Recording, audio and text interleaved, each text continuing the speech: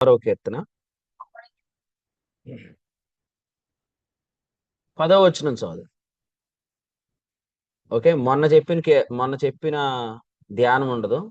ఇప్పుడు మళ్ళీ సపరేట్గా ఉంటుంది. అవునండి, 18వ కీర్తన కాదురా తమ్ముడా, నీ వల్లేరా 16వ కీర్తన మళ్ళీ చెప్పాల్సి వస్తుంది. 16వ కీర్తన 10వ వచనం. ఎందుకనగా నీవు నా ఆత్మను పాతాళంలో విడిచిపెట్టవు, నీ పరిశుద్ధుని కుళ్ళు పట్టనీయవు. గత ధ్యానంలో మనం 8వ వచనం నుండి స్టార్ట్ చేసాం. ఇప్పుడు మనము 10 నుంచి స్టార్ట్ చేద్దాం. 18వ కీర్తన కూడా ఒకసారి చెప్పేసిన కీర్తనే, ఎందుకంటే ఇదే కీర్తన సమూయేలు గ్రంథంలో ఉంది కాబట్టి ఇది ఆల్రెడీ మనం ధ్యానం చేసాం. 18వ కీర్తనని ఇంతకుముందు మనం సమూయేలు గ్రంథంలో ధ్యానం చేసాం, అందుకనే ఇది మళ్ళీ చదివినట్టు అనిపిస్తుంది మీకు. 16వ కీర్తనలో నా ఆత్మను పాతాళంలో విడిచిపెట్టవు అనే దగ్గర ఫుట్నోట్లో గోతిని చూడనీయవు అని రాశాడు. గోతిని చూడనీయవు. ప్రభువునందు విశ్వాసం ఉంచిన మనం అందరం కూడా మన ఆత్మ పరలోకంలోనికి చేర్చబట్టాన్ని మనం గ్రహించాలి. దానినే వరము అని మనం నేటి దినాల్లో ధ్యానం చేస్తున్నాం. పరలోకంలో చేర్చబడుట అంటే వరములోనికి చేర్చబడుట. గోతిని చూడనీయవు అనే దానికి మరొక అర్థం ఏంటంటే, గోతిని చూడలేదు కానీ వరాన్ని చూశాను అని అర్థం. ఎందుకంటే ఎఫెసీయులకు రాసిన పత్రికలో 4వ అధ్యాయంలో వ్రాయబడినట్లుగా దిగినవాడు తానే సమస్తమును పూర్తిగా నింపునట్లు ఆకాశ మండలములన్నిటికంటే మరి పైకి ఆరోహణమై ఉన్నాడు అనే దగ్గర ఎఫెసీ పత్రిక 4వ అధ్యాయము 8వ వచనంలో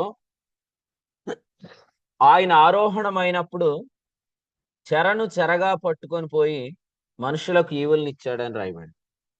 కాబట్టి ఆయన వరములోనికి తీసుకొని వెళ్ళాడు. గోతిని చూడనీయుడు ఆయన గోతిని చూడనీయుడు. 9వ వచనంలో మనం చూస్తున్నాము, ఆరోహణం ఆయన అనగా ఆయన భూమి యొక్క క్రింది భాగములకు దిగినని అర్థం ఇచ్చుచున్నది. అంటే అంత పెద్ద గొయ్యి ఉందన్నమాట.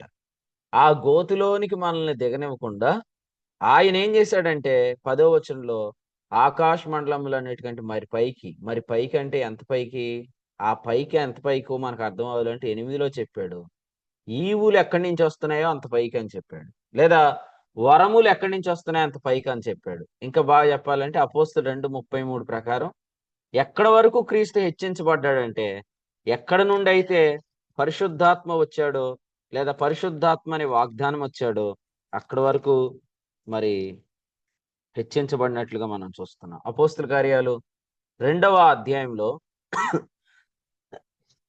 33 చదవండి. ఆయన దేవుని కుడిపార్శ్వమునకు హెచ్చించబడి, కదా, ఈ వివరణ ఎవరు చెప్తున్నారు? పేతురు చెప్తున్నాడు. ఎక్కడి నుంచి చెప్తున్నాడు? 16వ కీర్తనలోంచి చెప్తున్నాడు. 16వ కీర్తన అపోస్తల కార్యాలు 2వ అధ్యాయం 25 నుండి 28 వచనాల్లో వ్రాయబడి.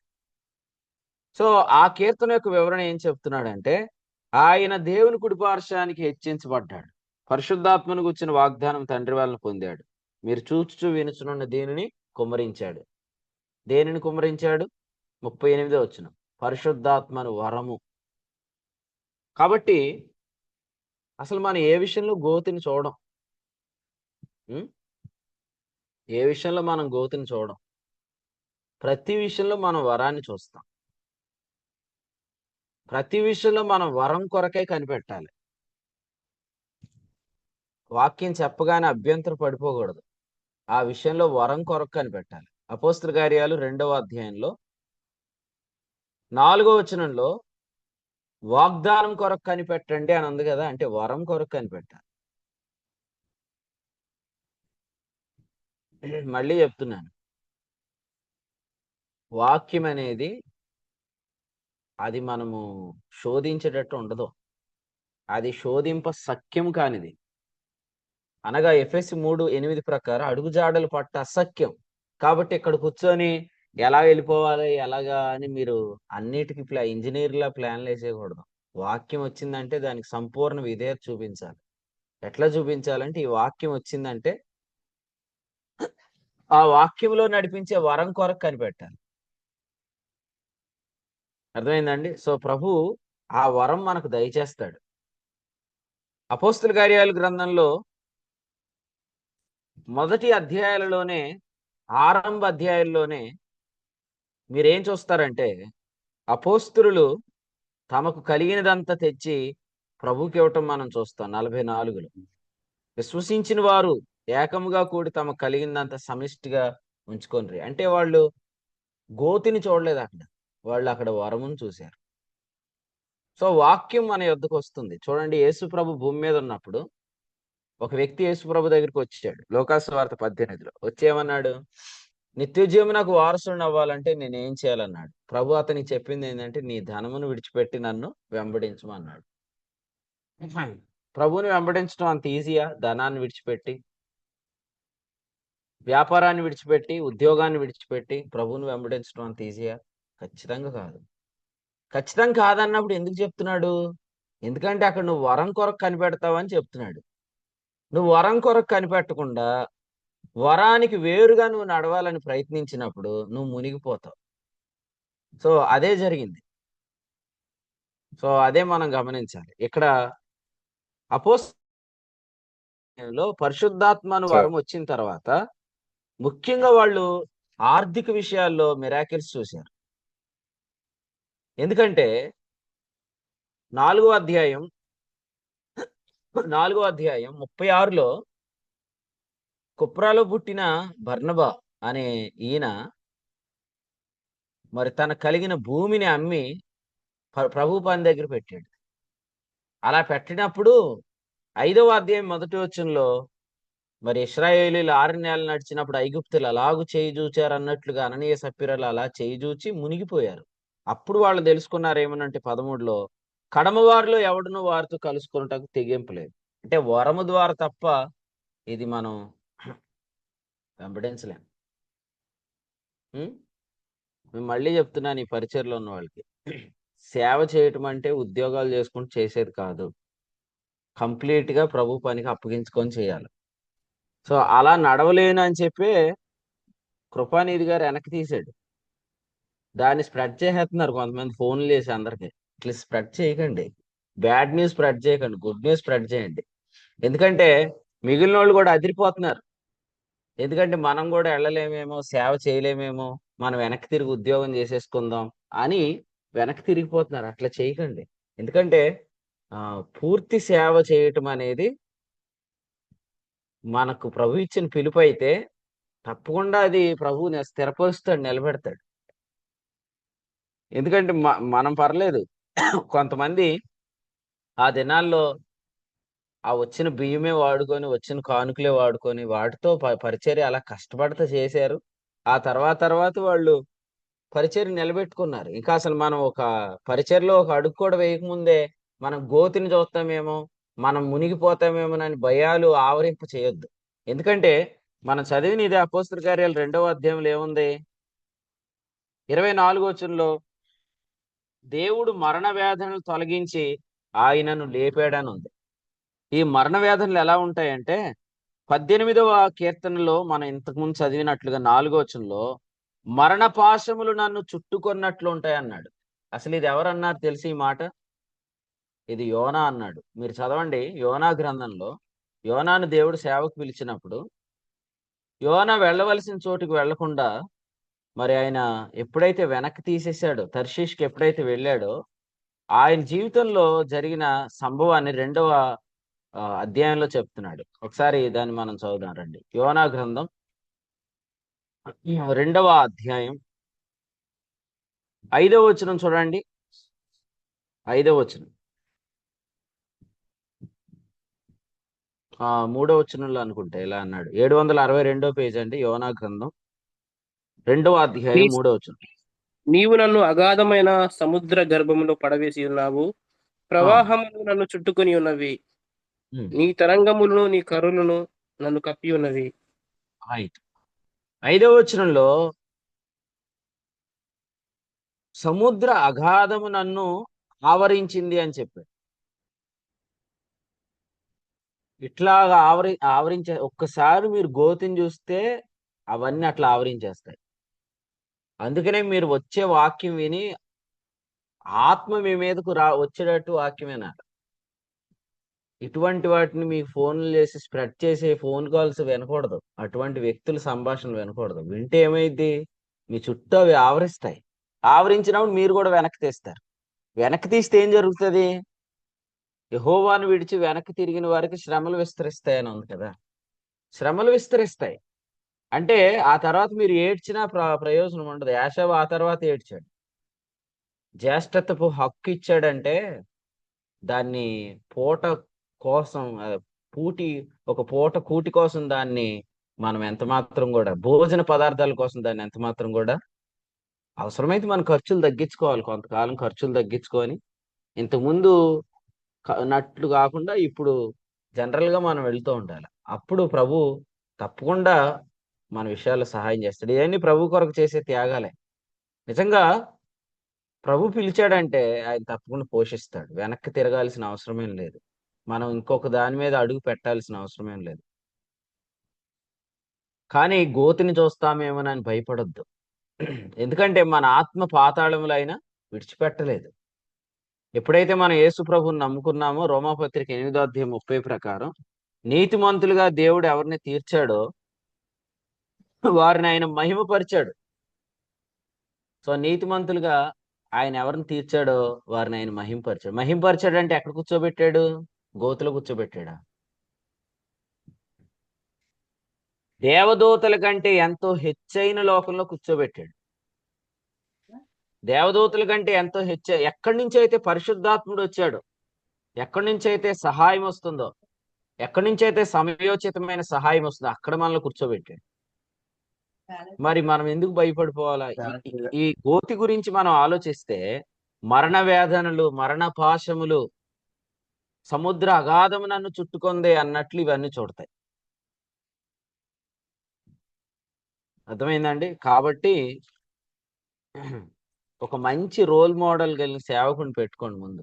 ఆయన ఎలాగూ ఎదుర్కొంటున్నాడు, ఆయన ఆర్థిక విషయాల్ని ఎలాగూ మేనేజ్ చేస్తున్నాడు అనేది పెట్టుకొని రైట్ మనం కూడా అడుగేద్దామని ధైర్యంగా అడుగులు వేయాలి. నేను సేవకు వచ్చినప్పుడు ఏ సంస్థతో లింక్ లేదు, ఎవరి సపోర్ట్ లేదు, ఎవరి దగ్గర కూడా ఈవులు తీసుకోవటం అనేది లేదు. కానీ ప్రతి అక్కర ప్రభు తీరుస్తాడు. అది నమ్మి సాగుతున్నాం. ప్రభు అలాగే అద్భుతాలు చేస్తున్నాడు. కానీ ఇప్పుడు సేవకు వచ్చిన వాళ్ళు చాలా ధన్యులు. ఎందుకంటే మీరు త్వరగా వాక్యాలు నేర్చుకున్నారు, వాక్యం చెప్పగలిగిన కృపావరం ఉంది, అది కూడా మీరు సత్యం చెప్తున్నారు. దాంతో పాటు మీరు చాలా మందికి పరిచయం అవుతున్నారు ఈ పరిచయం ద్వారా. కొంతమంది సేవకులు ఎక్కడుండో మారుమూల ప్రాంతంలో ఉండే వాళ్ళు ఎవరికి తెలియబడరు. తెలంగాణ ప్రాంతంలో, నార్త్ ఇండియాలో, లేకపోతే ఏజెన్సీ ఏరియాలో సేవ చేసేవాళ్ళు, వాళ్ళు ఎవరికి తెలియబడరు. కానీ వాళ్ళు వచ్చిన వాటితోటే వాళ్ళు చేసుకుంటూ పరిచయం చేస్తున్న నమ్మకమైన యోగ్యులైన పనివారు ఉన్నారు. కాబట్టి మనం త్వరపడిపోకూడదు. త్వరపడితే ఏం జరుగుతుందంటే మనము విడిచి వెనక్కి తిరిగిపోయే అవకాశం ఉంటుంది. కానీ అలా వెళ్తే శ్రమలు విస్తరిస్తాయి. యోనా నినివేను విడిచాడు, తర్షీష్కి వెళ్ళాడు. ఏం జరిగింది? అలాగే ఉంటది. మనం వెళ్ళిపోయినంత ఈజీగా ఉండదు. శ్రమలు విస్తరిస్తాయి అన్నమాట. కాబట్టి నేను చెప్పేది ఏంటంటే ఎవరైతే ఈ బ్యాడ్ న్యూస్ స్ప్రెడ్ చేస్తున్నారో మీరు ఒకసారి చెల్లి శ్రావణి మాట్లాడింది కూడా స్ప్రెడ్ చేయండి. అంటే నేను అనేది ఏంటంటే సహోదరుడు చెప్పినవి మీరు స్ప్రెడ్ చేసేస్తున్న వాళ్ళు ఎవరైతే ఉన్నారో, సిస్టర్ గారు కూడా మాట్లాడేదిగా. ఆ రోజు నేను మళ్ళీ చెప్తున్నాను, ఆ ఈ పరిచర్యకు వచ్చి వెనక్కి తిరిగిన వాళ్ళు, ఎవరైతే సేవ చేయలేము, ముందుకు వెళ్ళలేము, మనం ఫైనాన్షియల్ గా దెబ్బతింటామేమో అని భయపడి వెనక్కి తిరిగారో వాళ్ళకి సంబంధించిన వ్యక్తులు కూడా మాట్లాడి మీరు స్ప్రెడ్ చేయండి. బ్రదర్ ఎట్లా అన్నాడు, కానీ సిస్టర్ గారు ఏమనిందంటే అన్నా పరిచర్య పాడు చేసేస్తున్నాడు అన్న మొత్తం అని ఆమె ఏడుస్తూ చేసిన ఫోన్ కాల్ నా దగ్గర ఉంది. కాబట్టి మీరు ఎవరైతే బ్యాడ్ న్యూస్ స్ప్రెడ్ చేస్తున్నారు, నాకు తెలిసింది ఆల్రెడీ, వివరాలు వచ్చింది నా దగ్గరికి. నేనేం చెప్తున్నానంటే ఈ గుడ్ న్యూస్ కూడా స్ప్రెడ్ చేయండి. ఇది మీకు న్యాయం కాదు. ఎందుకంటే మేము ఓ ప్రక్క అందరినీ తయారు చేస్తూనే ఉన్నాము. మళ్ళీ ఎవరైనా ఈ పరిచయని విడిచి వెళ్ళిపోతే వాళ్ళు వేసిన నిందలు మీరు స్ప్రెడ్ చేస్తే మళ్ళీ మేము అవి తుడుచుకుంటా కడుక్కుంటా ఉంటున్నాం అనమాట. అది మంచిది కాదు. ఎందుకంటే మీలో ఎక్కడో లోపల దుర్నీతి ఉంది. ఆ దుర్నీతికి తగినట్టు మీరు పనిచేస్తున్నారు ఇలాగా. ఆ దుర్నీతిని పూర్తిగా కడుక్కోండి. ఎందుకంటే మీ ద్వారా ఎంతమంది పాడవుతున్నారో వాళ్ళందరి గురించి మీరు లెక్క చెప్పాలి. నేనైతే ధైర్యంగా ఓ మాట చెప్తున్నాను. ఆయన గోతిని చూడనీయడు. ఒకసారి పరిచర్యకు వచ్చారంటే ఆయన గోతిని చూడనీయడు. కాబట్టి శామ్యూయల్ పీటర్ లాంటి నూతనంగా సేవకు వచ్చిన మీ అందరికి నేను చెప్తున్నానంటే, తొందరపడి మీరు ఎవరియో మాటలు విని ఆ ఉద్యోగం చేసుకుందాం అని మీరు వెనక్కి తిరగకండి. ఎందుకంటే మీరు ఆ రోజు సంఘం ఎదుట అందరి ఎదుట సాక్ష్యం ఇచ్చారు. ఏమని? శామ్యూయల్ పీటర్ ఇంతకు ముందు నాకు పేరు కూడా ఇవ్వలే. నాకు ముందు పేరు ఇవ్వలేదు. ఆవిడకి వచ్చాక ప్రేరేపించబడ్డాను. అన్న నేను సేవకు వస్తానని చెప్పాడు. సరే తమ్ముడు అయితే రండి, పరిచర్యకు నిలబడండి అని చెప్పాను. ఆయన నిలబడ్డాడు. అటువంటి వారు యవనస్తులు ఉన్నారు కాబట్టి వాళ్ళని ధైర్యపరచండి. మీరు ఎలా ధైర్యపరుస్తారో అలా ధైర్యపరచండి. అంతే తప్ప ఈ బ్యాడ్ న్యూస్ స్ప్రెడ్ చేయటం వల్ల వీళ్ళు ఏమైపోతారంటే వాళ్ళ చుట్టూ ఈ మరణ పాశంలో ఆవరించేస్తాయి. ఆవరించినప్పుడు వాళ్ళు ధైర్యం చెడిపోతుంది. వాళ్ళు మేము కూడా వెళ్ళలేమేమో.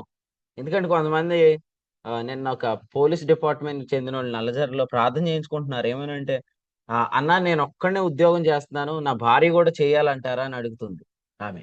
ఆమె అడుగుతుంది, ఆయన అడుగుతున్నాడు. చేయండి అని చెప్పాను. ఇటువంటి వారిని చూస్తున్నప్పుడు మనకి ఏమనిపిస్తుంది అంటే, ఈ రోజు భార్య భర్తలు పరిచయం చేస్తే తప్ప ఉద్యోగం చేస్తే తప్ప మరి ఫైనాన్షియల్ గా కష్టం కదా. అటువంటిది సేవ అంటే ఇద్దరికిద్దరం సేవ చేస్తే ఎట్లాగా అనుకుంటారు. కానీ మరి సేవ పిలుపు అంటే అదే. జకరియా ఎలిజబెత్లు ఇద్దరు సేవ చేశారు. సేవ సేవే. సేవ అంటే మళ్ళీ అట్లనే వెళ్ళాలి. కాబట్టి ఈ పిలుపు నిజంగా అందరూ వెళ్ళలేరు. ఎందుకంటే ఈ పిలుపు అందరికీ ఉండదు. కానీ ఈ పిలుపులోకి వచ్చిన తర్వాత ఇలాగే మనం ప్రయాణించాలి. మీకు ఏదైనా డౌట్స్ వస్తే మీకు వాక్యం చెప్తుంది ఎవరు? నేను కదా. నాతో ప్రాక్టికల్ గా మాట్లాడండి. ప్రాక్టికల్ గా నాతో ప్రాక్టికల్ గా మీరు ఎవరితో మాట్లాడుతున్నారు? వాక్యం చెప్పే వాళ్ళతో మాట్లాడట్లే మీరు. ప్రాక్టికల్ గా నాతో అన్న ఇది కదా, పాలకు డబ్బులు సరిపోవట్లేదు, మరి ఇక్కడ ఎలా చేయాలి? లేకపోతే పిల్లలకి బట్టలు కొనుక్కోలేకపోయాం మన జనవరి 1కి, ఇదేంటన్నా అని ప్రాక్టికల్ టాకింగ్ నాతో చేయండి మీరు. ఎందుకంటే మీ పైన నాయకుడు నేనే కాబట్టి. ప్రాక్టికల్ టాకింగ్ వాక్యం చెప్పనోళ్ళతో చేస్తే వాళ్ళు వాక్యానికి వేరుగా తీసుకెళ్ళిపోతే మీరు ఏం చేస్తారు? మీ పిలుపుని వదిలేస్తారా? వదిలేస్తే అది అంత ఈజీయా? థామస్ గురించి కూడా నేను చెప్తున్నా. థామస్ గురించి కూడా నేను చెప్పేది ఏంటంటే, ఆయన సేవకు వచ్చేంత వరకు కూడా ఆయన ఎక్కడ సేవ చేయాలనేది ఆయన మైండ్ లో లేదు. ఒకరోజు ఆయన సేవకు ముందు ఉండగా నేను అడిగాను అనమాట, తమ్ముడు నువ్వు ఎక్కడ పరిచయం చేస్తావంటే ఆయన అన్నాడు, ఎక్కడ చేయాలో తెలియట్లేదు అన్నా అన్నాడు. అంటే అప్పుడు దాకా ఏమనుకున్నాడు అంటే జగన్నాథపురం సంఘంలోనే ఉండి ఆ సేవకుడిగా అలా కొనసాగుతానేమో అనుకున్నాడు. అట్లా కుదరదు కదా, నీకు సేవా పిలుపు వస్తే ఎక్కడికి వెళ్ళాలనేది ఉండాలి కదా అన్న. అందుకని ఆయన కూడా సేవకు వచ్చిన తర్వాత ఆయన కూడా వెళ్ళిపోయి వేరే చోట నడిచేస్తున్నాడు ఆయన. ఆయనకు కూడా ఖచ్చితంగా సంఘం నుండి పంపించబడాలి, ఒక చోట క్రొత్తగా పరిచర్య స్టార్ట్ చేయాలా, సంఘ పని చేయాలా అనేది లేదు. కాబట్టి ఇలాగూ సేవకు వచ్చిన వాళ్ళు తొందరగా ఈ భయపడిపోతున్నారు. అంటే ఏది ఆనుకోవాలని ఆలోచిస్తున్నారు కానీ నీ అంతటి నువ్వే నిలబడి సేవ చేయాలి అనే దానికి లోబడట్లేదు. కానీ నిలబడాలి, ధైర్యంగా నిలబడాలి. కొంతకాలం సపోర్ట్ ఖచ్చితంగా ఉంటది. కానీ ఆ తర్వాత మీరు ఒంటరిగా సేవ చేయాలి. ఇప్పుడు నెక్స్ట్ వందాలండి వాసాన్ రేసులో ఉన్నాడు. భయం అవుతుందన్న? మాస్టర్ గారు, వందాలండి. చెప్పండి అన్న. థామస్ ని రాజమండ్రికి సహకరించమని మీరు జగన్నాథపురం సంఘంలో చెప్పారు. ఈ రోజు వరకు నేను జగన్నాథ్పూర్ సంఘంలో ఆల్రెడీ అనౌన్స్ చేసేసాను. ఉమ్. చెప్పాను నేను ఆల్రెడీ. ఆ విషయంలో ఇప్పుడు ఎందుకంటే మాట్లాడలేదు. జగన్నాథపురం సంఘం ద్వారానే రాజమండ్రి పరిచయం స్టార్ట్ అయింది కదా. అక్కడ ఇంకా సేవకుడు ఎవరు లేరు కదా, మీరు వెళ్ళి అక్కడ సేవ చేయండి అని చెప్పాను. ఆయన ఆ అవకాశాన్ని ఉపయోగించుకోలేదు. అట్లానే మీరు కూడా ఇప్పుడు ఎవరైతే సేవకులుగా వెళ్తున్నారో మీరు ఎవరి మీద ఆనుకోకండి. ఎందుకంటే మీ పిలుపు అది కాదు. ఎందుకంటే మా సహోదరుడు థామస్ గురించి కూడా స్ప్రెడ్ చేస్తున్నాడని తెలిసింది. ఆ, ఈ స- దయచేసి ఎవరు స్ప్రెడ్ చేయకండి. ఎందుకంటే మీకు వాళ్ళ మీద మంచి అభిప్రాయం కూడా లేదు. ఇప్పుడేదో మా మీద నెగిటివిటీ పుట్టించడానికి స్ప్రెడ్ చేస్తున్నారేమో కానీ మీకు వాళ్ళ మీద ముందు నుంచి మంచి అభిప్రాయం లేదు. ఇప్పుడు ఏంటంటే ఈ పరిచర్ని మీరు వీక్ చేద్దాం అనుకుంటున్నారేమో. ఇది వీక్ అవ్వదు. ఇప్పుడు నెంబర్ చూడండి ఎంత ఉంది, జాయినింగ్ నెంబర్ చెప్పండి ఎంత ఉంది, పార్టిసిపేషన్ 84 84 అంటే 85 గ్రేస్ అండి. రేట్. నాకైతే 84 కనపడుతుంది, కృపే.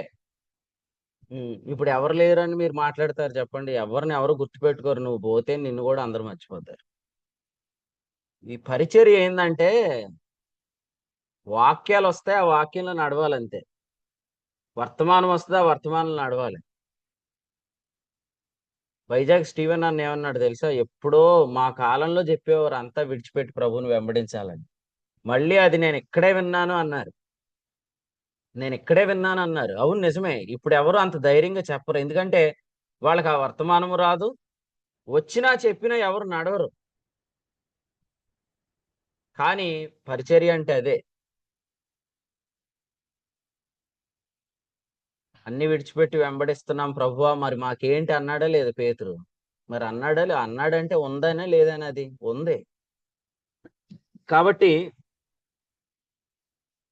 మీరు మీ స్టేటస్ల్లో లైవ్ షేర్ చేయండి, వర్తమానాలు ఇంకా అనేకులకు పంపించండి. అంటే మీరు ఆ పని చేయకుండా ఈ పని చేయకండి. అది చేయకపోయినా పర్లేదు, ఇది మాత్రం చేయకండి. ఎందుకంటే నా దగ్గర పూర్తి సమాధానాలు ఉంటాయి, ప్రతిదానికి ఉంటుంది. కానీ నన్ను అడగరుగా. ధైర్యంగా ఎవరైనా ఫోన్ చేసి బ్రదర్ ఏంటి అని ఎవరన్నా అడుగుతారు? ధైర్యంగా అడగరు. మరి ధైర్యంగా నన్ను అడగనప్పుడు మీరు అంత భయం లేకుండా ఎందుకు బ్యాడ్ న్యూస్ స్ప్రెడ్ చేస్తున్నారు? కాబట్టి ఏదేమైనా ఇక్కడ ప్రత్యక్షత ఉన్నంత వరకు ఉండండి. ఇక్కడ ప్రత్యక్షత లేనప్పుడు ఎవరైనా వెళ్ళిపోవచ్చు. నేను అదే చెప్తున్నాను. ఇక్కడ వాక్యం వచ్చేంత వరకు మీరు ఉండండి. వాక్యం రాలేదనుకోండి, అప్పుడు దాని అర్థం ఏంటి? ఆత్మ నడిపింపు లేదు అని చెప్పి మీరు వెళ్ళిపోవచ్చు. నేను స్టీఫెన్ అన్న, పోరాడుతున్నావు లేదా? ఆ? ఆదాము అపరాధి చేస్తే అందరు ఎలా అపరాధులు అయ్యారని నేను పెట్టిన దానికి చాలా మంది ఆ కింద పోరాటం చేస్తున్నారు. కాబట్టి అవునన్నా, అవునండి. వాక్యం పక్షంగా పోరాటం చేయండి, విశ్వాస పక్షంగా పోరాటం చేయండి. వర్తమానాలు షేర్ చేస్తే మిమ్మల్ని చాలా మంది అడుగుతారు, పోరాటం చేయాల. ఏ ఆనందాన్ని నవ్వుతున్నావేంటి? అన్న అంటున్నాడు కదండి స్టీవెన్ గారు, అందుకని ఏమన్నాడు? అన్న అంటున్నాడు కదండి, అందుకని నవ్వు వచ్చిందన్న. ఏది ఏముంది? ఏముందన్న? నాకు వినపడలా. స్టీవెన్ అన్న ఏం చెప్పాడు? నాకు వినపడలేదు అందుకే. ఆయన పాస్టర్ గారు అనుకుంటా అన్న అంటున్నాడు కదా, అందుకని నవ్వు వచ్చిందండి అంటున్నాను. ఉహు. కాబట్టి మనం వాక్యాలు షేర్ చేసినప్పుడు తప్పకుండా చాలా మందికి రీచ్ అవుతాయి. కానీ వీటి వల్ల ప్రయోజనం లేదు, ఎందుకంటే వీటి వెనకాల చాలా విషయాలు ఉంటాయి. అవన్నీ మనకి అనవసరం. అదంతా చెత్త అన్నమాట. ఎందుకంటే దేవుని వాక్యము ద్వారా కట్టబడుతున్న పరిచర్యలో ఇవన్నీ కూడా నిలబడవు. ప్రజలు తమ ఉనికిని చాటుకోవడానికి ఎంత ప్రయత్నం చేసినా రేపొద్దున అవేమి నిలబడవు. కాబట్టి సో వాటి మీద మీరు మనసు తీసేయండి. 16వ కీర్తనలో చెప్పినట్లుగా మనల్ని ఆయన గొయ్యి చూడనియ్యాడు. మనం ఎక్కడైతే గొయ్యి చాలా పెద్దగా ఉందనుకున్నామో అక్కడ మనం గోతిని కాదు చూసేది, వరాన్ని చూస్తాం. అయితే ప్రభు ఏమన్నాడంటే కొన్ని దినములు కనిపెట్టండి అన్నాడు. అపోస్తల కార్యాల గ్రంథం 1వ అధ్యాయంలో 4వ వచనంలో చెప్పినట్లుగా మీరు కొన్ని దినాలు కనిపెట్టండి, మీరు అక్కడ పరిశుద్ధాత్మను పొందుతారని చెప్పినట్లుగానే పరిశుద్ధాత్ముడు వచ్చాడు. రాగానే మీరు చూస్తే ఫస్ట్ జరిగిన మిరాకిల్, ఫస్ట్ చర్చిలో జరిగిన మిరాకిల్ ఏంటంటే అపోస్తల కార్యముల గ్రంథంలో వారు ఆర్థిక విషయాల్లో వారిని ప్రభు గోతిని చూడనివ్వలేదు. అంత మాత్రమే కాదు, ఆ దినాల్లో ఒక భిక్షగాడు కూడా ఉన్నాడు. చూడండి అపోస్తల కార్యాల గ్రంథంలో 3వ అధ్యాయంలో ఆ దినాల్లో ఒక భిక్షగాడు కూడా ఉన్నాడు. అంటే వారు ఏం చేశారంటే భిక్షగాళ్ళను సైతం లేకుండా చేశారు. అంటే అడుక్కునే వారిని కూడా లేకుండా చేసే అంత వరం చేత వాళ్ళు నడిపించబడ్డారు. ఇప్పుడు కూడా భిక్షగాళ్ళు ఉన్నారు. అందరూ దేవాలయానికి ఆరాధించడానికి వస్తే వీళ్ళు భిక్షం అడుక్కోవడానికి వస్తున్నారు. సో అలాగ భిక్షం అడుక్కుంటున్నాక వస్తున్న వారిని ఏం చేయాలా?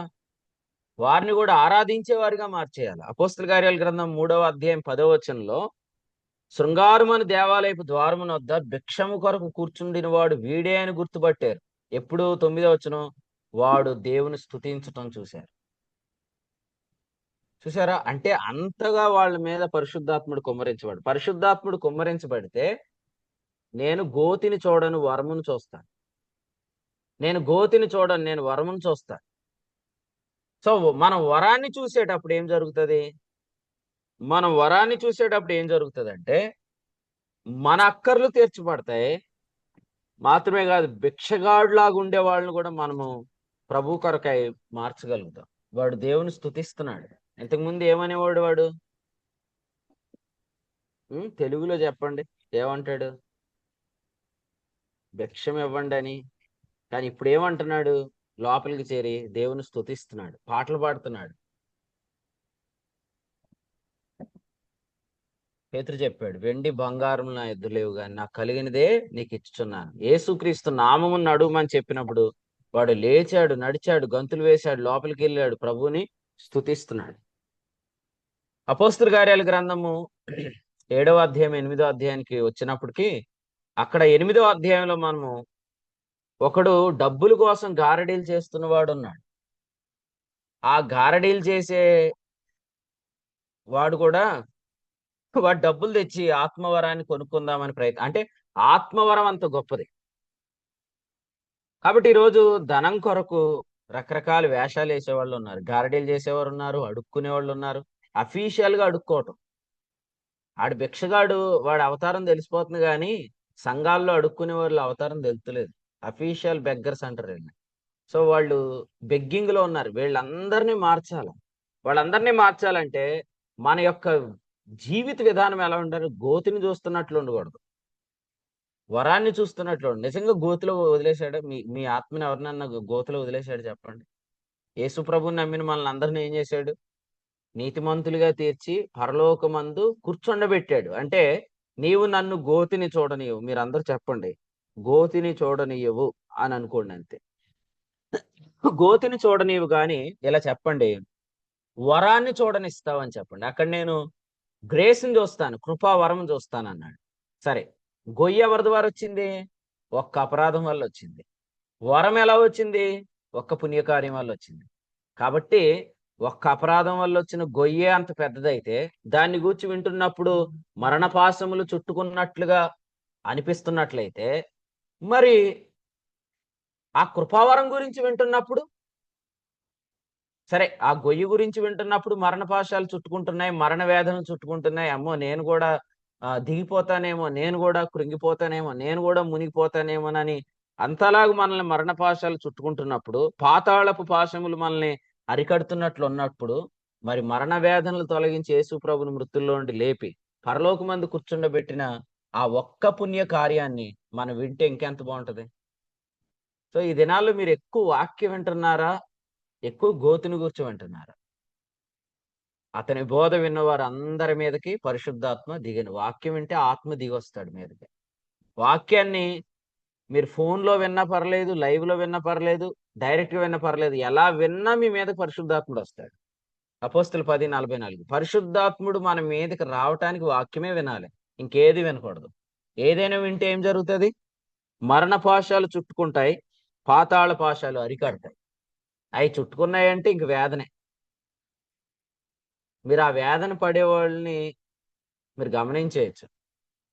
వాళ్ళే లాజికల్ గా రీజనింగ్ చేసుకుంటూ ఇదైతే ఎలాగా, అదైతే ఇలాగా, ఇదైతే ఎలాగా, ఇదైతే అలాగా అని అనుకుంటా ఉంటారు. వాళ్ళు ఇక అందులో ఇరుక్కుపోయారు అంతే. ఆ గోతుని గురించి వింటా ఉంటే ప్రవక్తల గ్రంథంలో రాశాడు, తాము లేవలేని గోతులో పడిపోయారు, తాము పడిపోయిన గొయ్యి, లేవలేని గొయ్యి అని చెప్పాడు. ఆ గోతులో పడిపోతున్నారు. కానీ కీర్తనకారుడు ఏమంటున్నాడంటే, లేదు లేదు లేదు, నేను గోతిని చూడను. తర్వాత ఏమన్నాడు?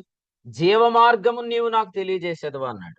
ఎస్, గోతిని గురించి వింటే మనం మరణపాశాలు చుట్టుకుంటాయి, పాతాళ పాశాలు అరికడతాయి, మరణ వేదనలు ఉంటాయి, దాంతో పాటు మనం చనిపోతాం.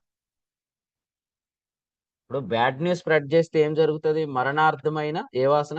మరణార్థమైన చెప్పండి, మరణార్థమైన మరణపు వాసన. మరణపు వాసన. కొరింథీయులకు రాసిన 2వ పత్రిక 2వ అధ్యాయం 13వ వచనంలో 16లో మరణార్థమైన మరణపు వాసన. రోమీలు ఏం చేసేవారంటే ఓ డెడ్ బాడీకి బతుకున్నవాడు కట్టేసి అడవుల్లో వదిలేసేవారు. అలా ఎందుకు చేస్తారు? ఎందుకంటే ఆ బ్యాడ్ స్మెల్ పీల్చిన వీడు చచ్చిపోతాడు. సో మీరు కూడా అంతే. పరిశుద్ధాత్మ మీ మీదకి వచ్చే వాక్యం తప్ప పాతాళ పాశాలు అరికట్టేవి, మరణ పాశాలు ఆవరించేవి, మరణ వేదనలు కలిగించే గోతిని గూర్చి వింటే మీరేమైతారు? మీరు సరిపోతారు. బ్యాడ్ న్యూస్ అంటే ఏదో కాదు, బ్యాడ్ స్మెల్ పీలిస్తే ఏమవుతాం? చచ్చిపోతాం. గుడ్ న్యూస్ వింటే, గుడ్ స్మెల్ వస్తే జీవిస్తాం, జీవార్థమైన జీవపు వాసన. అందుకని మనం ఎవరు ఫోన్ చేస్తున్నారో వాళ్ళు మాట్లాడితే పరిశుద్ధాత్ముడు వస్తాడా, అపవిత్రాత్మ వస్తుందా అనేది కూడా చూసుకోవాలి. ఈ పరిచర్య గురించి బ్యాడ్ గా ఎవడు చెప్పినా వాడి ద్వారా ఖచ్చితంగా అపవిత్రాత్మ వచ్చింది. వాడి మాటలు వినాలనుకునేవాడు కూడా అపవిత్రాత్మే నచ్చింది. వస్తే మీరే చూస్తారు. అపవిత్రాత్మ వస్తే జీవమార్గం ఏం తెలియదు. ఇక్కడ చెప్పినట్లుగా జీవమార్గం నీవు నాకు తెలియచేసేదు అంటే ఈ సిచ్యువేషన్ లోంచి నేను ఎట్లా ఎస్కేప్ అవ్వాలనే మార్గం తెలియబడాలి మనకి. హెబ్రీలకు రాసిన పత్రికలో యేసుప్రభు ఎవరి మీద కోపగించాడు తెలుసా?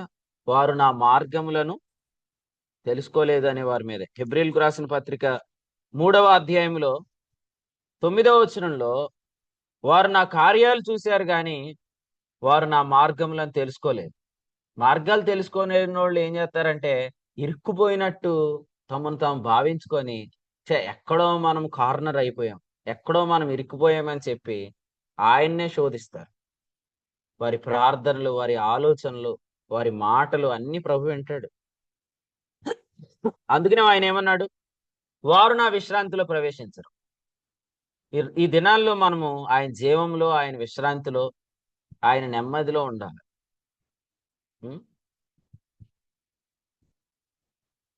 నాశనకరమైన గుంట నుండి లేవనెత్తిన వాడు ఆయనే.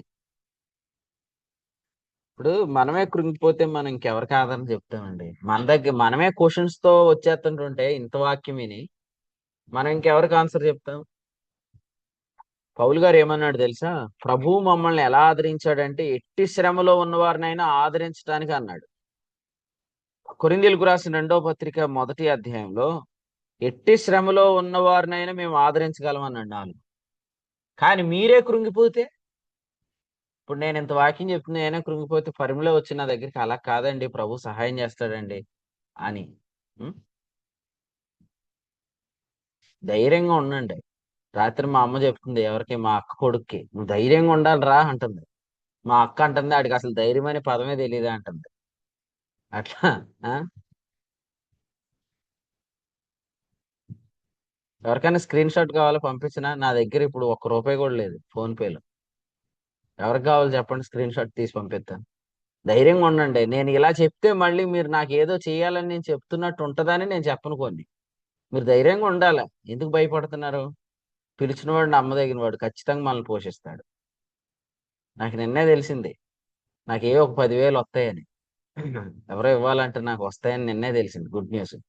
అప్పుడు నా హృదయంలో ప్రభు అన్నాడు, మరి ఈ మీటింగ్స్కి ఇవ్వు హైదరాబాద్కి అన్నాడు. ఓకే అని చెప్పి. కాబట్టి ధైర్యంగా ఉండండి. ప్రభు మన ప్రతి ఒక్కరు తీరుస్తాడు. గోతిని చూడనేడు, పరిచర్య తెచ్చింది గోతిని చూడనిస్తాడా? గోతిని చూడనేడు, వరాన్ని చూడనిస్తాడు, జీవ మార్గాన్ని తెలియపరుస్తాడు. ఈ సిచ్యువేషన్ లోంచి మనం ఎలా ఎస్కేప్ అవ్వాలో ఆయన మనకు తెలియపరుస్తాడు.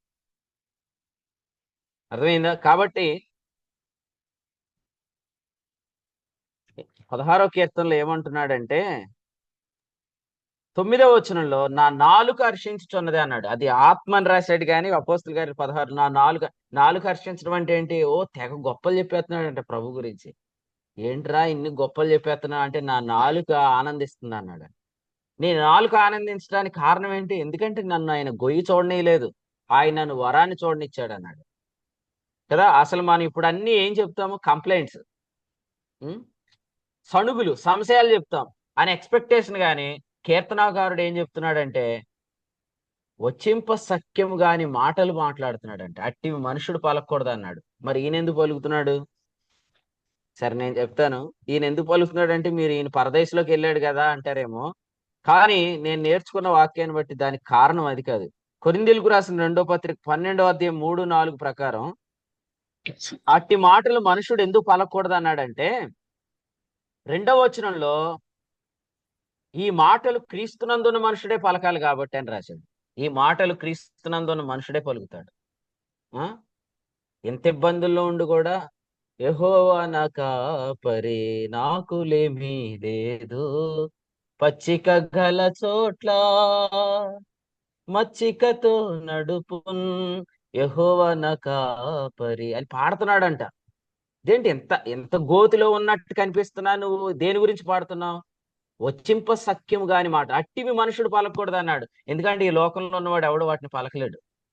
పలకగలడా? ఇప్పుడు గోతిలో పడేసిన తర్వాత కూడా అక్కడ కూడా ఉండి ఏం పాటలు పాడుతున్నారు? చెరసాల్లో వేసేస్తే పౌలు శీల వాళ్ళు ఏం పాటలు పాడుతున్నారు?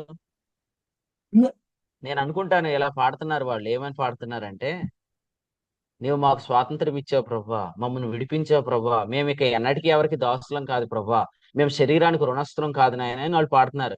ఇదేంట్రా, మనం వీళ్ళని లాక్ చేసిన వీళ్ళు అన్లాక్ సాంగ్స్ పాడుతున్నారు ఏంటి అనుకుంటున్నారు. సో మనము అపాయంలో ఉన్న ఉపాయం లేని వారం కాదు, తరమబడుతున్నా ఇరికింపబడు వారం కాదు. కాబట్టి ఇరుకుని పడిపోయామని ఇప్పుడు గోతిని చూసి గోతిని పాడితే ఏమైంది? చచ్చిపోతావు నువ్వు ఆ పాటలు పాడుకునే కొద్దీ. నువ్వు పాడాల్సిన పాట ఏంటంటే, నేను అందరి దృష్టిలో గోతిలో ఉన్నట్టే కనపడుతున్నాను, కానీ నేను పరలోకంలో క్రీస్తుతో కూడా కూర్చున్నాను. ఎత్తైన కొండ మీద ప్రభు నన్ను కూర్చోబెట్టాడు. ఎంత ఎత్తు కూర్చోబెట్టాడు? 18వ కీర్తన మీరు చదివితే, ఇందాక మనం చదివిన కీర్తన 18లో ఏం చెప్పాడంటే, కూడా కాళ్ళ క్రిందకి తెచ్చాడంట. అంత హైట్ లో ఆయన కూర్చోబెట్టాడు. అంత హైట్ లో ఆయన కూర్చోబెట్టాడు. మీరు చదవండి, 3వ మాటలోనే చెప్పాడు, కీర్తనీయుడైన యెహోవా అని మాట్లాడుతూ శత్రువులందరి చేతిలోంచి నన్ను రక్షించాడు అనే మాట మనం చూస్తున్నాం. అందుకే శత్రువులందరి చేతి నుంచి రక్షించాడు అంటే అర్థం ఏంటంటే, శత్రువులందరినీ తెచ్చి కాళ్ళ క్రింద కూర్చోబెట్టాడు. అయిపోయానయ్యా చచ్చిపోయానయ్యా అని పాడుకుంటారేంటి? అయిపోయానయ్యా చచ్చిపోయానయ్యా అయిపోయిందయ్యా అంత అయిపోయిందయ్యా ఇంక తీసుకొని ఆయన అని బదరి వృక్షం కింద కూర్చొని పాడతారా? చచ్చిపోతారు. ఆ పాట కాదు పాడాల్సింది. గోతులో ఉండి కూడా నిరీక్షణ కీర్తన పాడాలి. ఎందుకంటే మన నిజంగా వాస్తవం మన పౌరస్థితి గోతులో లేదు. అందుకనే అంటున్నాడు, నా నాలుక హర్షించున్నది, అట్టివి మనుషుడు పలకూడదు అంటున్నాడు పౌలు. అట్టివి ఎవడు పలుకుతాడండి? సీఎం గారే సూపర్ 6 ఇస్తానని ముందు చెప్పాడు. ఇప్పుడు ఏవేవో ఆయన మాట్లాడుతున్నాడు. ఎందుకు? ఆయనకి ఆ గొయ్యి కనపడుతుంది కాబట్టి. అట్టివి మనుషుడు పలకూడదు. ఓ సీఎం గాని పిఎం గాని ఎవరు పలకూడదు. అది కేవలం క్రీస్తునందు ఉన్నవారు మాత్రమే వాటిని పలకాలన్నమాట. కాబట్టి మనం తెలుసుకోవాల్సిన సంగతి ఏంటంటే, ప్రభు మనల్ని గోతిని చూడనీయలేదు. దేవునికి స్తోత్రం చెప్పండి. నా నాలుక హర్షించున్నది. ఎంతమంది నాలుకలు హర్షిస్తున్నాయి ఉదయకాలం? మీరు ఇప్పుడు ఫోన్లు చేయండి, మీ సహోదరులకు ఫోన్ చేసి అప్పుడు చెప్పండి, నా నాలుక హర్షించున్నది అది చెప్పండి. అప్పుడు వాళ్ళ శరీరం నిలకడగా ఉంటుంది. అర్థమైందా? మీ నాలుకలు హర్షించి మీరు మాట్లాడే మాటల ద్వారా ఎదుటిన్న వ్యక్తి హీల్ అయిపోతాడు. ఇతరులకు హీలింగ్ ఇవ్వటానికి మీకు నాలుక ఇచ్చాడు. ఎవరండి ఈ వ్యక్తి? 3వ ఆకాశంలోకి వెళ్ళిపోయినాడు, చచ్చిపోయినాడు వాస్తవంగా, కానీ చావలేదు పౌలు గారు. అంటే అంత అలగొట్టారు ఆయన్ని. ఆయన ఎందుకు చావలేదు? ప్రభు అంత ఆరోగ్యం ఇచ్చాడు, లేవనెత్తాడు. ఈరోజు హనోక్ గారు మళ్ళీ మీటింగ్ లో రాగానే అందరూ ఆనందించారు. ఎందుకంటే నాకు చాలా మంది ఫోన్ చేశారు హనోక్ అన్న గురించి, అన్నకి ఎలా ఉంది, రికవర్ అయ్యారా లేదా, చాలా మంది చేశారు. వారందరికీ వందనాలు చెప్తున్నాను. మన సహోదరుల క్షేమాన్ని విచారించే వరంగా ఉండాలి మనం. ఆయన ఈ రోజు కూడికి స్టార్ట్ చేయగానే ఇక్కడ మా తమ్ముడు ఉన్నాడు అంటున్నాడు, అన్న హనోక్ అన్న వాయిస్ వినపడుతుంది అన్న అంటున్నాడు. సో ఆదరించబడతాం, ఎందుకంటే మనం వారి ఆరోగ్యాన్ని విచారిస్తున్న వాళ్ళు.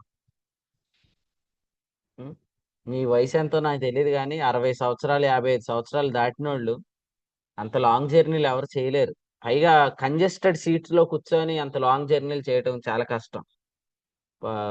ఏసీఏ వర్క్ చేయట్లేదు ఇప్పుడున్న ఈ ఎండలకి. అలాంటిది తట్టుకుంటున్నారంటే ప్రభు స్తోత్రం. అయినా అంటే నేనేం చెప్తున్నానంటే, దీపుకి జ్వరం వచ్చింది, మా గిద్యోన్ గారికి జ్వరం వచ్చింది, డ్రైవర్ గారికి, అనోకానికి జ్వరం వచ్చింది, పరిమళకి జ్వరం వచ్చింది. వాళ్ళతో ప్రయాణం చేసి నాకు జ్వరం వచ్చుంటే నేను పరిచర్యలో వాక్యం చెప్పలేకపోదును. అందుకని ప్రభు నన్ను కాపాడాడు. అయినా మన వాళ్ళందరినీ మళ్ళీ స్వస్థపరిచాడు. అందుకు దేవునికి స్తోత్రం. అందరికీ కూడా ఇన్ఫెక్షన్స్ వచ్చేసాయి. ఈ గొంతు అయితే నిన్న డాక్టర్ గారు చెక్ చేస్తే గిద్యోని గారిది లోపలంతా ఎర్రగా అయిపోయింది, పుండు పడిపోయింది అన్నమాట. సో వైరల్ ఫీవర్ ఒకళ్ళనొకళ్ళకి అంటుకునేది. కానీ వాళ్ళతోటి నేనున్నా, నాకు అది అంటుకొని ఇవ్వలేదు. ఎందుకంటే వరుసగా ఈ ప్రోగ్రామ్స్ ఉన్నాయి. వాక్యం చెప్పాలంటే ప్రభు కాపాడాలి కాబట్టి కాపాడాడు. కాబట్టి మీరు ప్రభుని స్తుతించండి. మన ప్రభు ఎంత గొప్పవాడంటే మనకు నాలుకిచ్చి ఎదుటి వారికి ఆరోగ్యం కలిగించమని ఇచ్చాడు ఈ నాలుక. అందుకనే ఏం తెగనవుతున్నావు శ్యామ? ఎందుకు నవ్వుతున్నావు? నాలుక ఆనందించాలా, అది ఎదుటి వారికి ఆరోగ్యం కలిగించాలి. ఇప్పుడు మీ ఎంతమంది నాలుకలు అరిచేస్తున్నాయి? మీరు ఫోన్లు చేయండి, ఇప్పుడు అందరికి ఫోన్లు చేసి గుడ్ న్యూస్ స్ప్రెడ్ చేయండి. వాళ్ళు హీల్ అయిపోతారు, స్వస్థత పొందుతారు.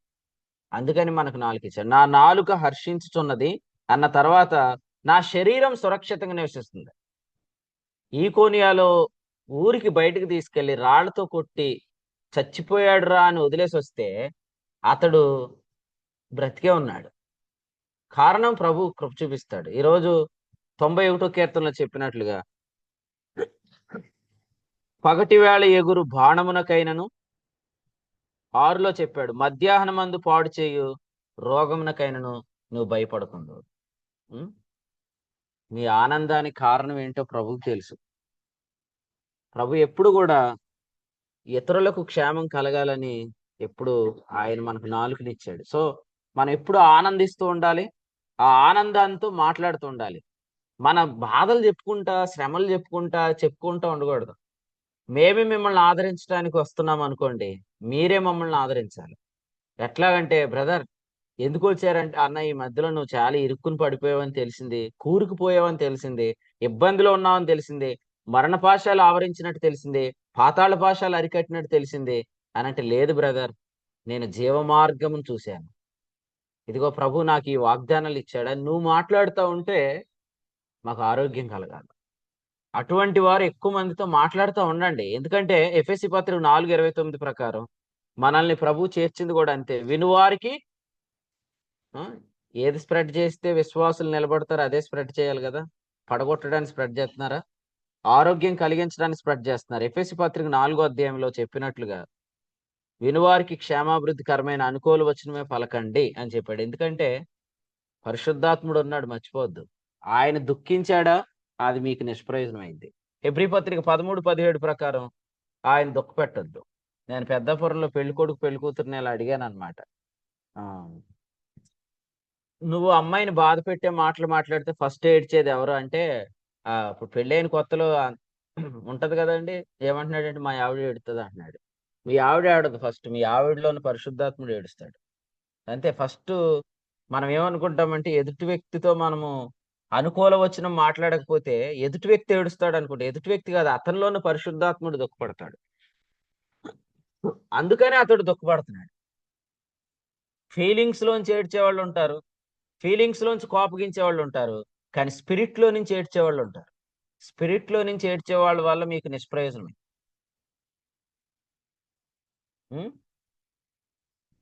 ఒక మంచి పాట పెడితే ఏడ్చేసే వాళ్ళు ఉంటారా? ఉంటారు. వేసారిన అనే పాట పెట్టామనుకోండి, ఆ పాట వింటే ఆ సంగీతంలోనే ఏడ్చేస్తారు. అంటే వాళ్ళు ఫీలింగ్స్ కి ఎక్కువ అడాప్ట్ అవుతున్నారు. ఫీలింగ్స్ అనేది మనల్ని కంట్రోల్ చేయకూడదు, మనం ఫీలింగ్స్ ని కంట్రోల్ చేయాలి. కొంతమంది కొన్ని పాటలకి ఏం బాగుందన్న అంటారు, ఎంతకాలం లిరిక్స్ ఎనరు, ఆ సంగీతానికి పడిపోతారు.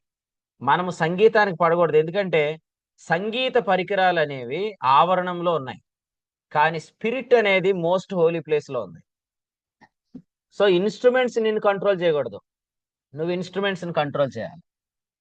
సో మీరు దీన్ని బట్టి ఆలోచన చేస్తే, ఆత్మలో నుంచి దుఃఖపడే వాళ్ళు ఉంటారు, ఆత్మలో నుంచి కోపగించే వాళ్ళు ఉంటారు. అందుకని మనము ఆత్మలో నుంచి ఎవరైనా దుఃఖపడుతున్నారంటే, అలా దుఃఖపెట్టే మాటలు మనం మాట్లాడామంటే అది మీకు ఇంకా నిష్ప్రయోజనం. కాబట్టి ముందుకు మన ప్రయాణం కొనసాగదు అనమాట. ఎఫెసీయులకు రాసిన పత్రికలో చెప్పినట్లుగా వినువారికి క్షేమాభివృద్ధికరమైన అనుకూల వచనమే పలకండి. మీ నాలుక హర్షించాలి. అదేం చేయాలా? శరీరాన్ని సురక్షితంగా నివసింపజేయాలన్నమాట. ఓకేనా? పౌలరాజు గారు ఫోన్ చేయండి. ఎవరికి? షారోన్ గారికి చేసి గుడ్ న్యూస్ స్ప్రెడ్ చేయండి, గుడ్ న్యూస్ చెప్పండి.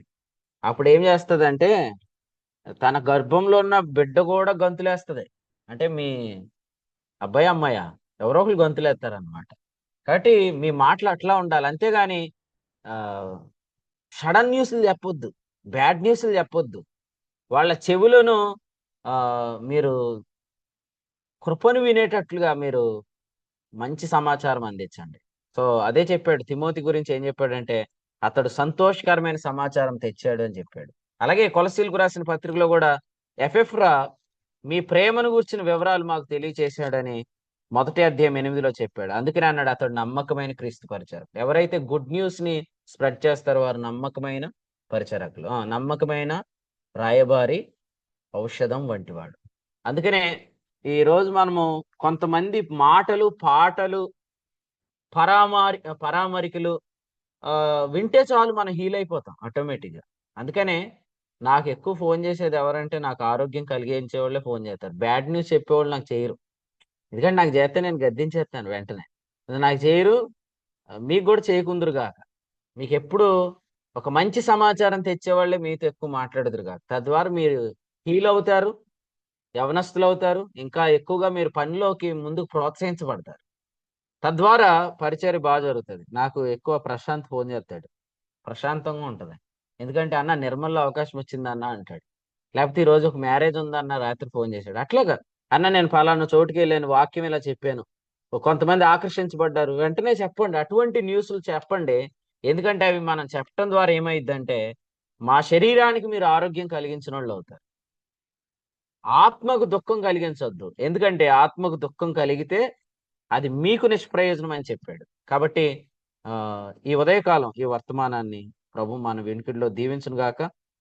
ఎవరైతే ఈ వర్తమానం విన్నారో మీరు నమ్మండి, ప్రభు మనల్ని గోతిని చూడనేయడు. నేను జాన్పర్ చూడనిస్తాడా ప్రభు? గోతుని చూడనిస్తాడా? చూడనీయుడు. చూడనివాడన్న. ఆయన వరాన్నే చూడనిస్తాడు. మనం వరమే చూస్తాం, గోతిని చూడం. కాబట్టి అప్పులతో మిగిలిపోయేది కాదు ఈ జీవితం, అప్పిచ్చేవారుగా చేస్తాడు. అన్ని విడిచిపెట్టి వస్తే ఏంటని అడిగింది ఎవరు? పేతురే కదా. ఇప్పుడు అదే పేతురు వచ్చేయమంటున్నాడు, ఓ భిక్షగాడు, నువ్వు ఇంకెంతకాలం భిక్షగాడుగా ఉంటారో, మారిపోరా నువ్వు దేవుని స్తుతించేవాడుగా అన్నాడు. అంతే. ఆ భిక్షగాడు ఆ రోజు భిక్షం ఎత్తుకునేవాడు అవన్నీ వదిలేసి లోపలికి వచ్చేసాడు.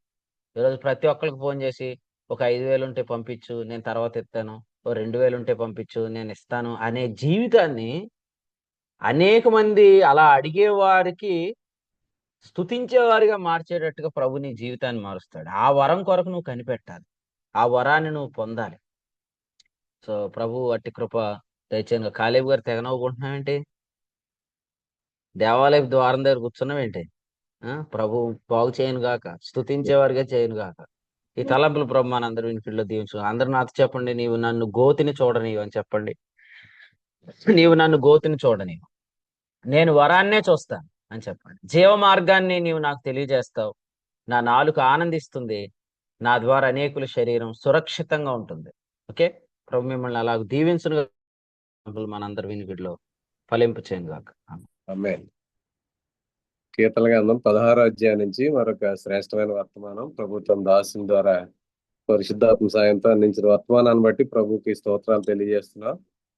ఒక అపరాధం వల్ల వచ్చినటువంటి గోతి నుంచి మనల్ని తప్పించి ఒక్క పుణ్యకార్యం ద్వారా మనల్ని వరంలోకి నడిపించినటువంటి ప్రభు మన జీవితంలో ఎదురయ్యే ప్రతి పరిస్థితిలో గోతి లాంటి అనుభవం నుంచి మనల్ని ఎక్కడా కూడా మనల్ని పండవడని ప్రతిదీ కూడా వరం ద్వారా ఆయన మనల్ని ఉన్నతమైన స్థితిలో నిలబెడతారన్న విషయాన్ని ప్రభు యొక్క అధ్యాయం నుంచి మనతో మాట్లాడారు. అందుని బట్టి ప్రభుకి కృతజ్ఞతలు తెలియజేస్తూ మా నాలుక ఆనందించింది, నా హృదయం ఉల్లసించిందన్న అనుభవంలోనే ప్రభు మనల్ని అందరినీ కూడా నడిపిస్తాడని, మనం సహోదరులతో ఎవరితో మాట్లాడినా అనుకూలం వచ్చినవి మాట్లాడాలి, వారికి క్షేమాభివృద్ధి కలిగించే మాట్లాడాలన్న విషయాన్ని కూడా ప్రభు ఈ యొక్క అధ్యాయం నుంచి మనకు మాట్లాడిన సంగతులు బట్టి ప్రభుకి స్తోత్రాలు తెలియజేస్తూ శ్రేష్టమైన వర్తమానం అందించిన దేవుని సేవకులకు కూడా కూడికి పక్ష వందనాలు తెలియజేస్తున్నాం. ఇప్పటి వరకు నిలిచి వాక్యం ఉన్న దేవుని ప్రియులందరూ కూడా వందనాలు తెలియజేస్తున్నాం.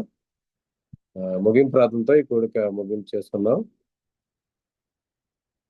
జాన్ పాల్ గారు ముగింపు ప్రార్థన చేస్తారు. చాలా రోజులు ప్రార్థన చేసి పార్వతీపురం మన్యం నుంచి మన పరిచయలు కొనసాగుతున్న జాన్ పాల్ గారు ముగింపు ప్రార్థన చేసి కూడిక ముగించాలి. వందనాలు జాన్. పేరు వచ్చిన పిల్లలందరికీ వందనాలు. ప్రార్థన చేసుకుని ముగించుకున్నాం.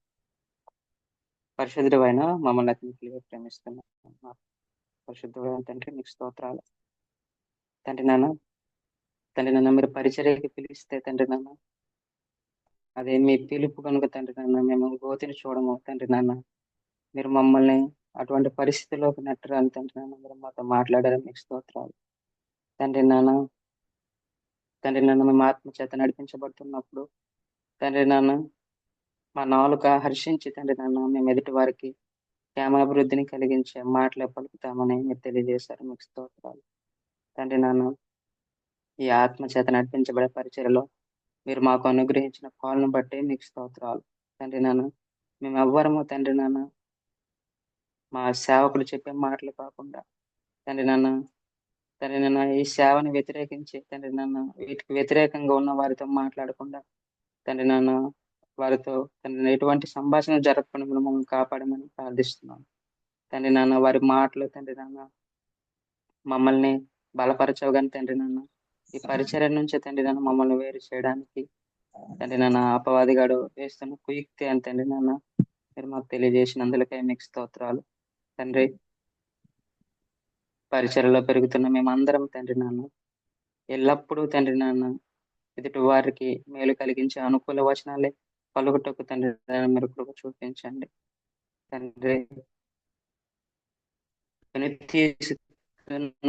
వారిని బట్టి తండ్రి నాన్న మేము కలవరపడకుండా తండ్రి నాన్న ముందు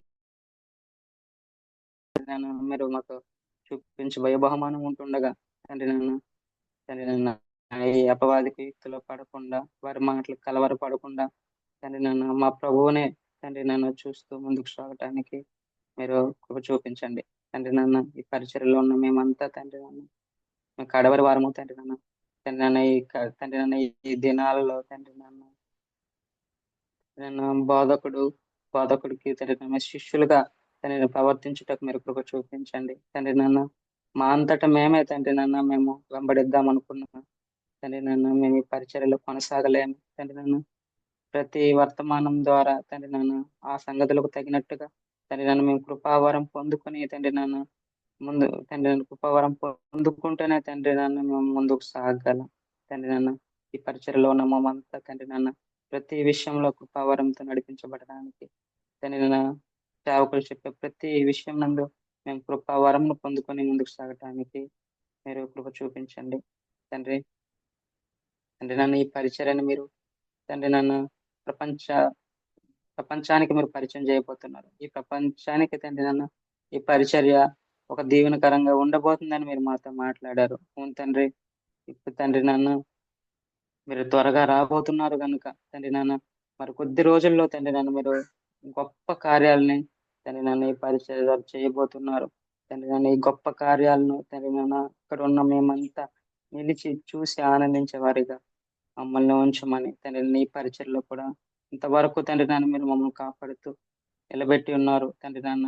ఇక ముందు కూడా తండ్రి నాన్న మమ్మల్ని బలంగా నిలబెట్టుకొని ఈ పరిచర్లో మమ్మల్ని ఒక గొప్ప పాత్రలుగా వాడుకోనమని ఈ చిన్న ప్రార్థనను మీ కుమారుడు మా రక్షకును ప్రభువైన యేసుక్రీస్తుల వారి అతి పరిశుద్ధ శ్రేష్టమైన నామమున ప్రార్థించి వేడుకొంచున్నాను తండ్రి. ఆమేన్. అందరికీ వందనాలు. ముగింపు ప్రార్థన చేసిన జాన్ పాల్ గారికి అలాగే కూడికలో నిలిచి ఇప్పటి వరకు వాక్యం ప్రియులందరికీ వందనాలండి. ఈరోజు సాయంత్రం పెంటపాడు అలాగే భీమవరంలో జరిగే పరిచయ కొరకు అలాగే మే 19 నుంచి 23 వరకు జరిగే సమ్మర్ కాన్ఫరెన్స్ కొరకు ప్రార్థన చేయండి. అందరికీ వందనాలండి. ఒకరికొకరు వందనాలు తెలియజేసుకుని అందరికీ వందనాలండి. వందనాలండి. వాక్యాన్ని దైవసేవకులు కూడా అందరికీ వందనాలండి. అందరికీ వందనాలండి. అందరికీ వందనాలు.